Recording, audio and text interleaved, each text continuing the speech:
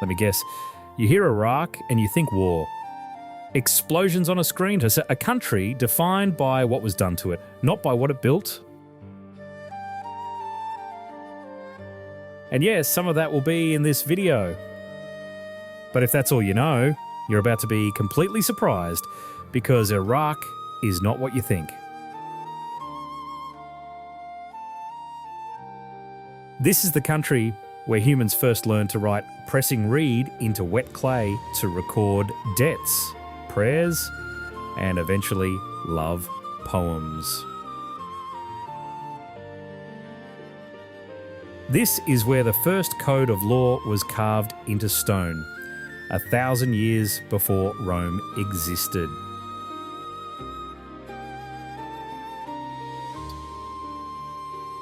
And this is where 20 million people walk on foot to a single city every year in the largest peaceful gathering on Earth.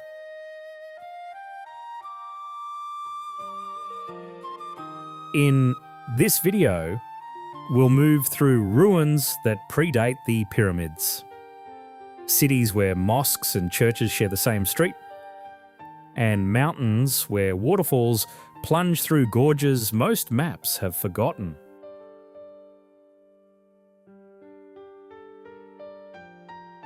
Starting in Babylon and ending at the port where Iraq meets the sea. You think you know this country, but Iraq redefines everything. This is the Iraq of news broadcasts or military briefings. This is the Iraq that outbuilt, outthought, and outlasted every empire that tried to claim it. And we're just getting started.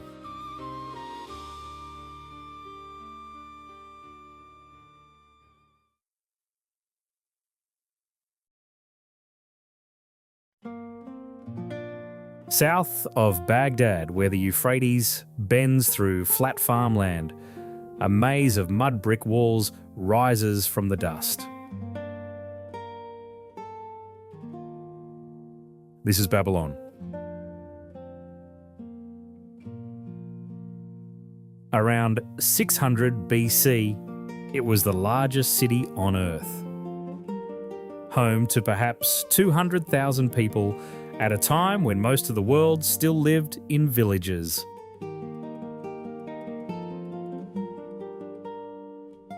Under King Nebuchadnezzar II, its walls stretched so wide that chariots could race along the top. Its gardens were said to hang from terraces so high they seemed to float above the river. Though whether they ever existed remains one of history's most stubborn riddles.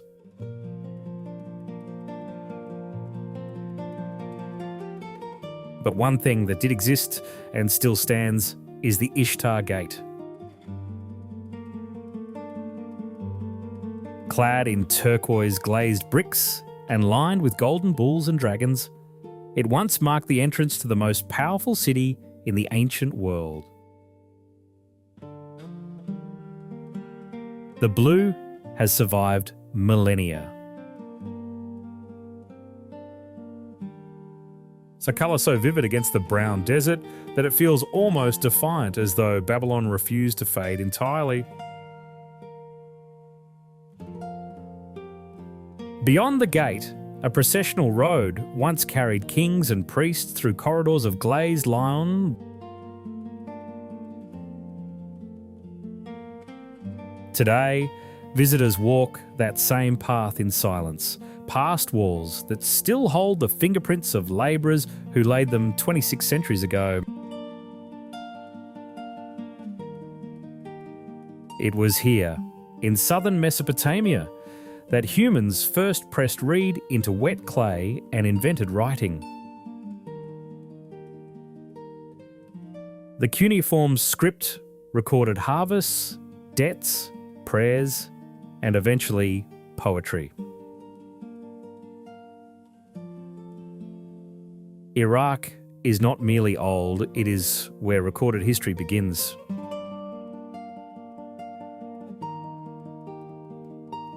Babylon's amphitheatre still holds its shape, tiered stone seats, curving around a stage where audiences gathered for music and ritual.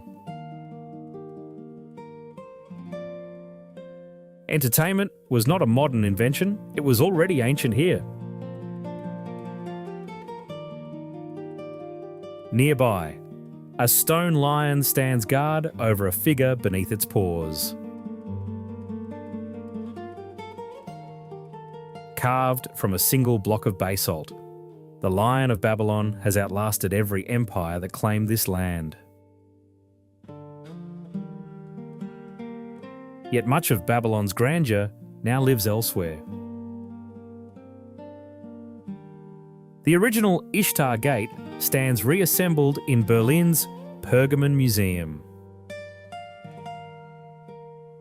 Assyrian Lamassu winged bulls carved with human faces watch over visitors in the British Museum in London. The world preserved the artefacts but forgot the land they came from. And Babylon was only the beginning. Across southern Iraq, layers of civilizations press into the earth. The ziggurat of Ur, the fortress of Al-Uqaydir, the ruins of Uruk, where the Epic of Gilgamesh was first told.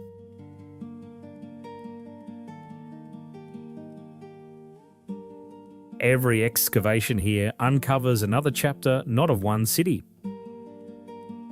but of the very idea of cities, of law, of writing, of organised human life. Mesopotamia did not borrow civilization, it invented it.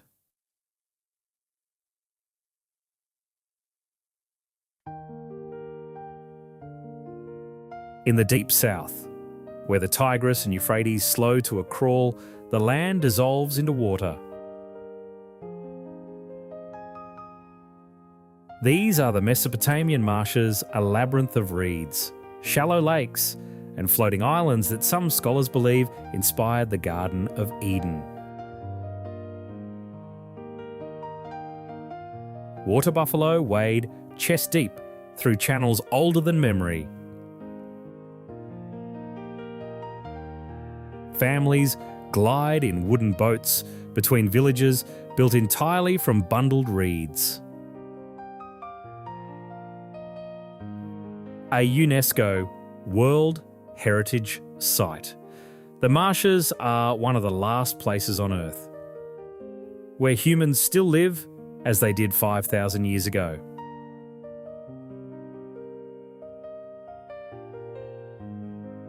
Not far away, the ziggurat of Ur rises alone from the desert floor.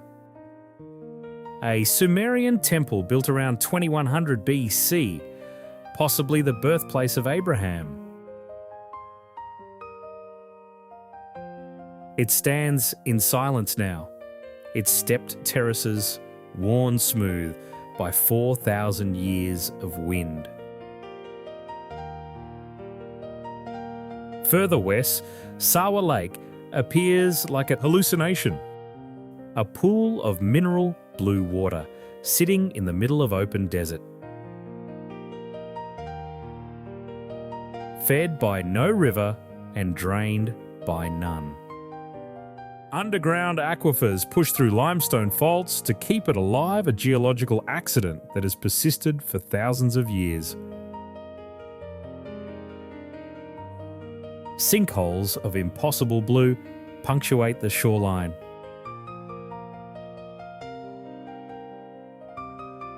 And across the southern plains, herds of reem gazelles move through scrubland in a land most people assume holds nothing but sand. The Iraqi desert is not empty, it is quietly, stubbornly alive. The Euphrates still threads through palm groves that have sustained communities since the dawn of agriculture.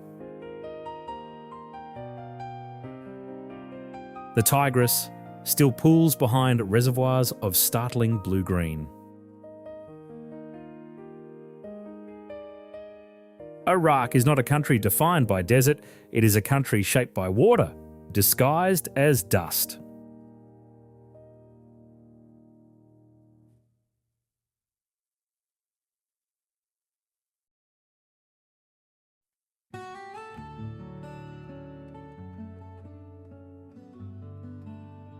North of Baghdad, a spiral tower rises 52 metres above the plains of Samarra.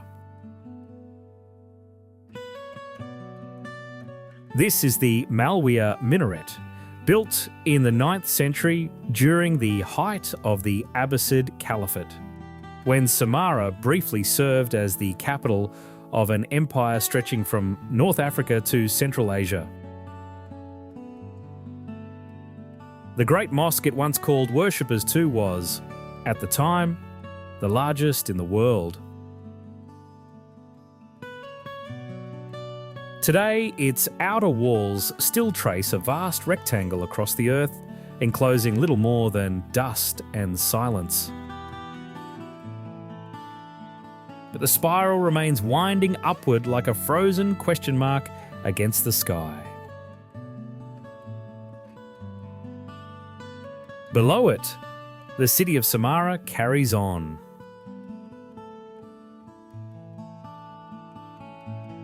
Markets crowd the streets, traffic presses through narrow roads, and daily life unfolds in the shadow of a monument that deserves far more attention than it receives.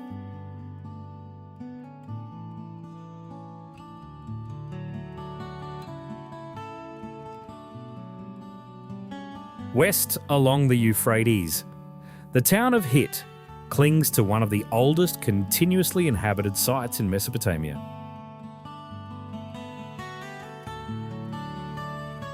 Stone watermills stand in the pale green current, some still turning, others frozen in ruin. Relics of an engineering tradition that predates most European cities.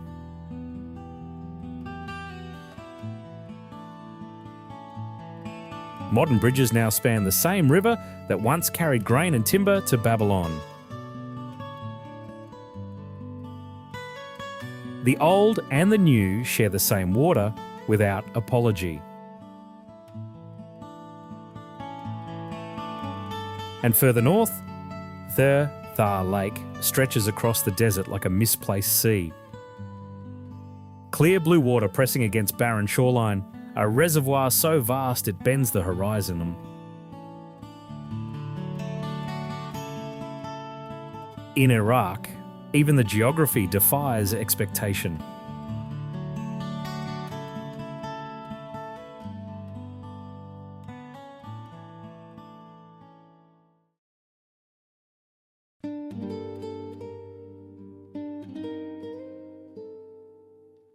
At night, the gold domes of Karbala blaze against the darkness. The shrines of Imam Hussein and Al-Abbas lit in crimson and amber, visible for miles across the flat plains south of Baghdad.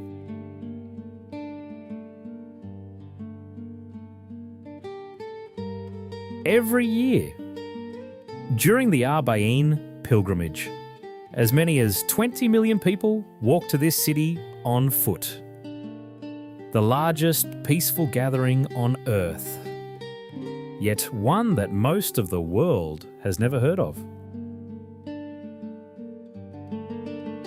They come from across Iraq and beyond, sleeping along highways and sharing food with strangers, bound by a grief 14 centuries old. At sunrise, their silhouettes stretch across the road in endless procession, flags raised, voices murmuring prayers that have not changed since the 7th century. In nearby Najaf, the shrine of Imam Ali draws Shia Muslims from every corner of the world. Faith here is not ornamental. It is the infrastructure of daily life, shaping commerce, architecture, and the rhythm of entire cities. And just beyond the shrine walls lies Wadi al-Salam, the Valley of Peace, the largest cemetery on earth. Over 5 million graves stretch to the horizon, some dating back 1,500 years.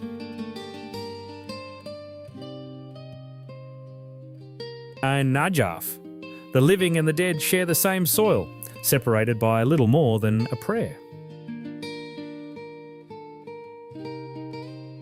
But Karbala holds another story few outsiders ever see.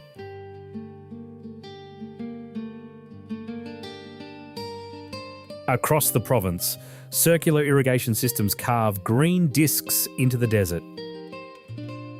Wheat fields, date palm plantations, and rows of vegetables emerging from land that was, until recently, barren sand.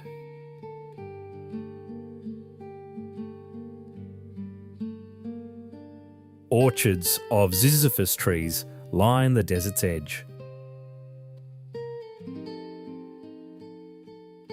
Greenhouses shelter tomatoes through the scorching summers.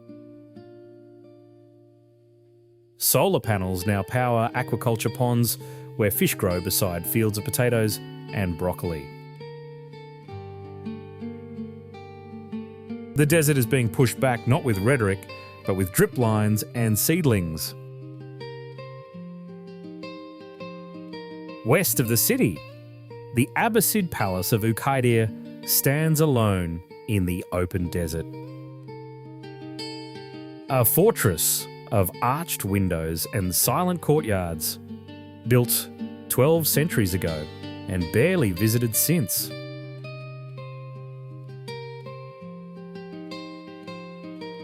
In this part of Iraq, faith and stone share the same quality they endure long after the reasons for building them have been forgotten.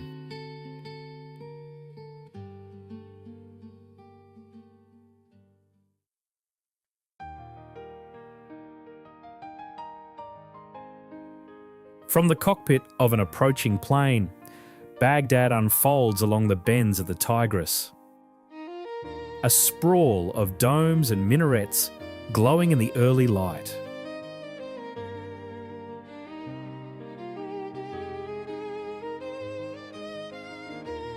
Founded in 762 AD as the intellectual capital of the Islamic world, it was the city where algebra was formalized, and Greek philosophy was translated into Arabic.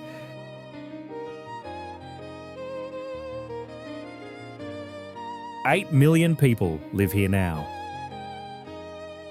The city reveals itself in layers, parks running alongside a river that has sustained human settlement since the Bronze Age. Traffic grinding through streets that follow routes older than most nations.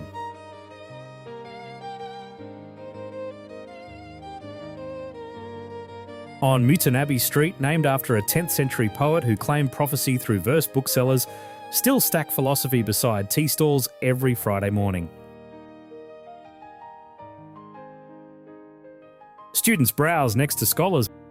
A car bomb destroyed this street in 2007. The books came back before the dust had settled. Near the riverbank, the bronze figures of Scheherazade and King Shahryar gaze across the water. A monument to the 1001 Nights, the story collection that taught the world narrative itself. Baghdad has always understood the power of telling stories to survive. At Tahrir Square, the Freedom Monument stretches across a wall of concrete and bronze.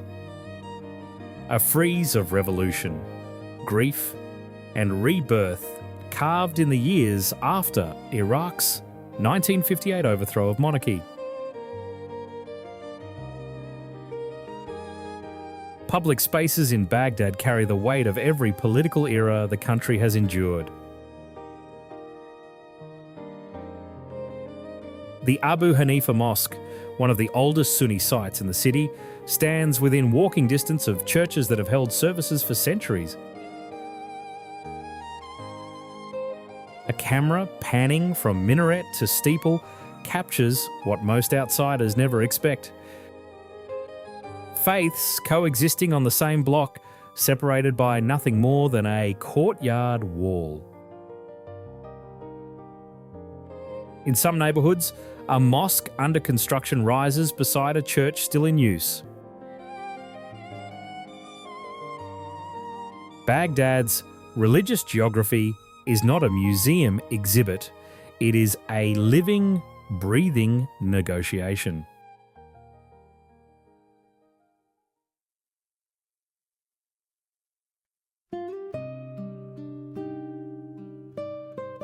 In Mosul, the scars are not hidden. Entire neighbourhoods lie flattened block after block of rubble stretching to the horizon. The grey dust of collapsed concrete still settling years after the bombs stopped falling.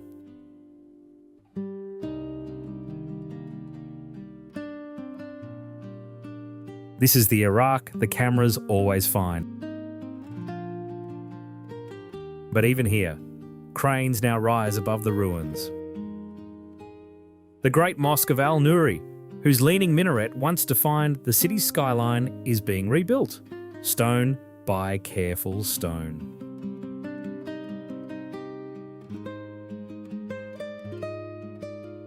In Anbar, military convoys still roll through checkpoints, and the machinery of security grinds on. Displacement camps still dot the landscape between Mosul and Erbil, rows of tents and cinder block shelters housing families whose homes no longer exist.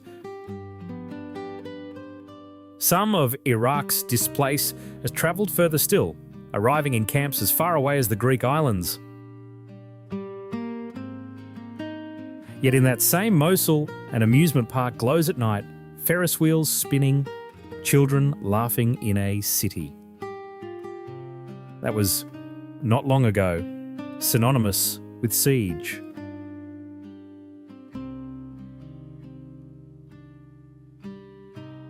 A shepherd guides his flock past shattered walls as though the ruins were just another part of the landscape. On a hilltop east of the city, the Mar Matai monastery has held its ground for 1700 years. Surviving Mongols, empires, and modern war.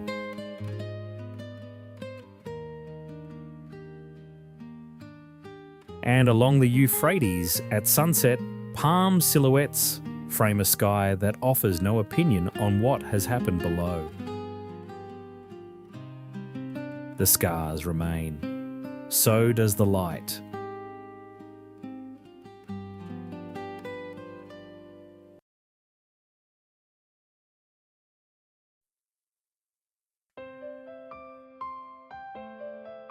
In the north, a mound of packed earth rises from the centre of a modern city, the citadel of Erbil.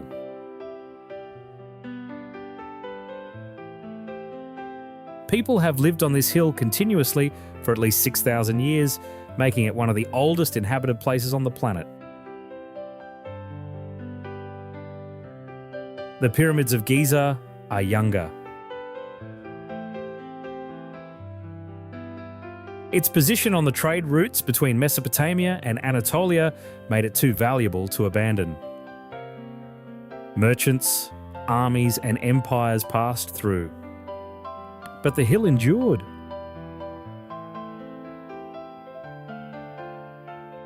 A UNESCO World Heritage Site. The citadel sits above fountains and traffic circles like a landlocked island. Its crumbling Ottoman facades overlooking a city that has grown around it in every direction. Inside its walls, a clock tower marks the hours over a courtyard where the stonework belongs to one century and the wiring to another. Ottoman-era buildings lean into each other, their wooden balconies sagging under the weight of time. Cobblestones, polished by millennia of footsteps, catch the last light of the afternoon. Decay here is not neglect, it is archaeology in progress.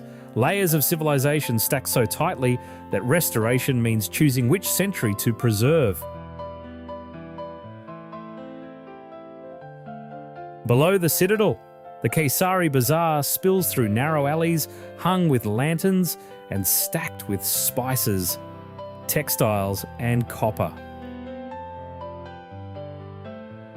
This market has operated in some form for centuries, its rhythms shaped less by economics than by habit and inheritance. But step beyond the old quarter and Erbil transforms.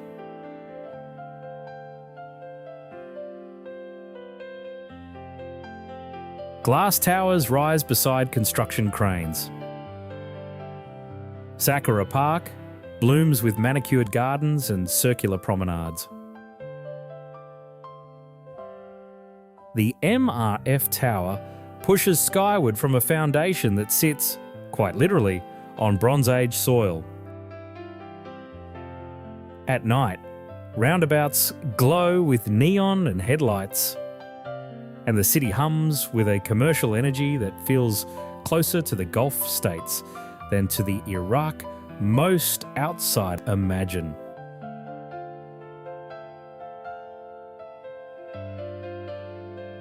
The 12th century Mudafaria minaret stands in the middle of it all, a Seljuk relic surrounded by satellite dishes and car dealerships. In winter, snow dusts the mountains behind a Christian church east of the city. Nearby, a cemetery holds graves from traditions that span Islam, Christianity, and faiths older than both. Erbil does not choose between its past, it holds them all at once. At sunrise, the park below the citadel fills with joggers and families. Modern life unfolding beneath a mound of earth that remembers the invention of the wheel. Erbil is proof that the oldest and the newest can share the same city, the same soil, the same morning.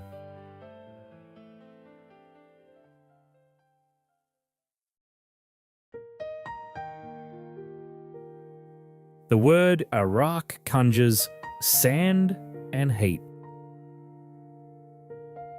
It does not conjure this. In the Kurdistan region, waterfalls plunge through limestone gorges into pools of emerald green.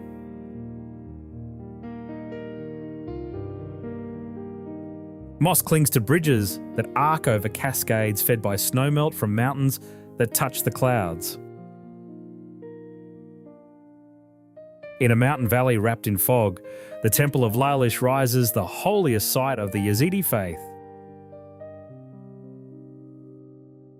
Its conical spires pierce the mist like stone candles. Coloured cloths drape over sacred doorways. No shoes touch the ground here.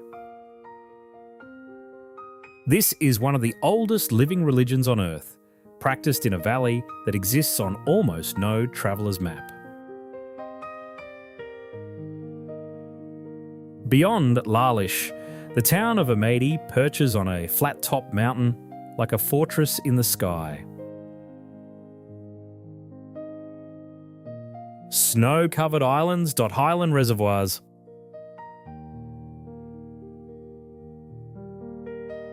And at Korik, a chairlift carries visitors above the clouds into peaks that mark the border with Iran.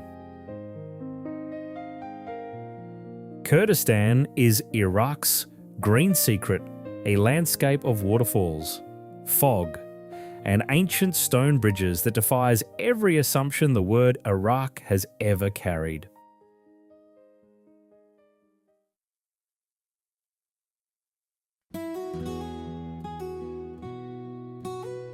in the far south.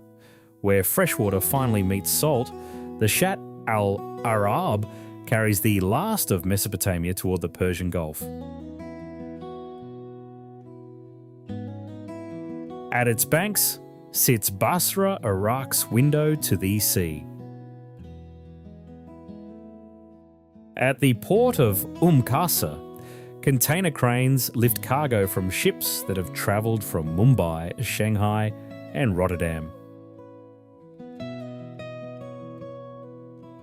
Iraq's economy is often reduced to a single word oil, but the docks here tell a wider story.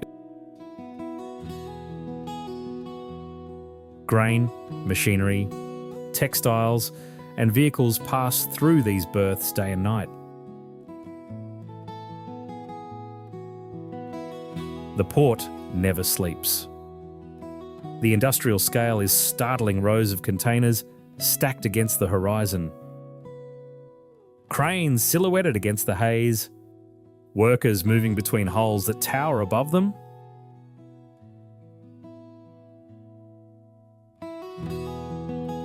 This is the Iraq that functions, quietly and without fanfare.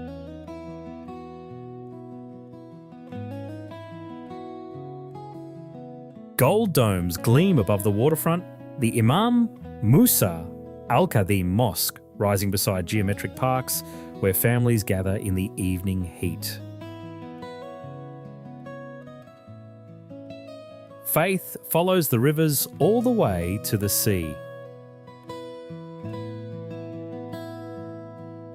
On the Corniche, the statue of Badr Shakir Al-Sayyab, Iraq's greatest modern poet, gazes across the water with an outstretched hand. He wrote of rain, exile, and longing for this very river.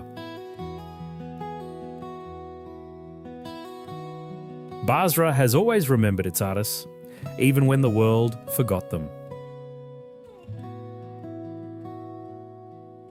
Ships leave these docks carrying dates and grain, and return carrying the world.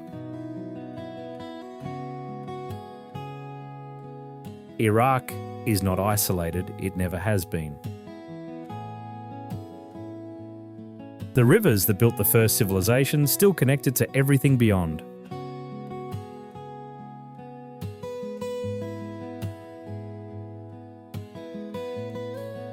From orbit, Iraq is a crescent of green pressed between desert and mountain, two rivers threading through 7,000 years of unbroken human presence.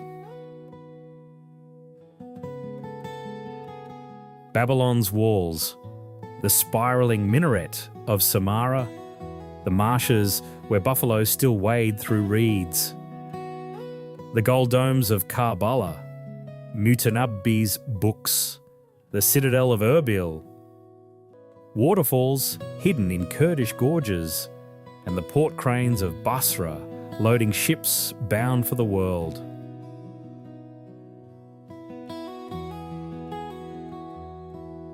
Someone writes the word Iraq on glass, and the letters carry the weight of everything this land has given. Writing itself was invented here. The first code of law was pressed into clay here. Agriculture, astronomy, the concept of the city, all born between these two rivers. Two boys ride a tractor down a lonely road in a photograph from 1996. The daily acts of living farming, voting, raising children continue in a country that has been asked to justify its existence to the world more times than any nation should.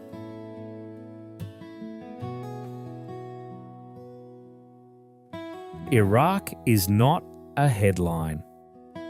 It is not a war zone, a failed state, or a cautionary tale.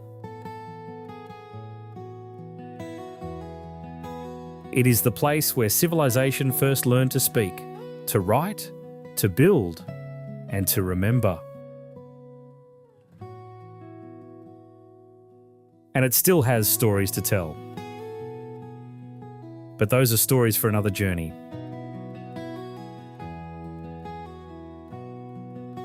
Thanks for watching. See you soon.